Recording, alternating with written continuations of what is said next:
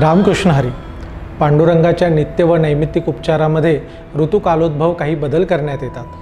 उन्हाळ्यामध्ये देवाला उष्णतेचा त्रास होऊ नये म्हणून काही उपचार केले जातात.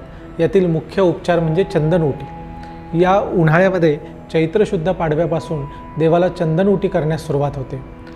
चंदनाचा गंध उघळून ते घट्ट करून त्यामध्ये केशर घालून ही चंदनाची उटी पांडुरंगाला व रुक्मिणी मातेला लावण्यात येते. देवाला चंदनाची अंगी तर रुक्मिणी मातेला चंदनाची चोळी करतात. देवाचा दुपारी जेव्हा पोशाख बदल होतो, या पोशाख बदलाच्या वेळेस ही चंदन उटी केली जाते.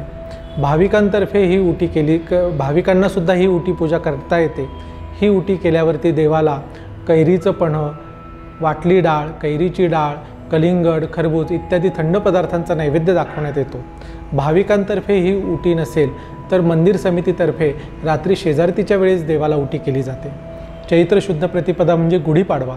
या दिवशी दुपारच्या पोशाखाच्या वेळेस देवाला अलंकार घालण्यात येतात. त्यामुळे या दिवशी रात्री उटी होते व या दिवसापासून ज्येष्ठ महिन्यामध्ये मृग नक्षत्र निघेपर्यंत म्हणजे साधारण 7 जूनपर्यंत सलग देवाला ही चंदन उटी केली जाते.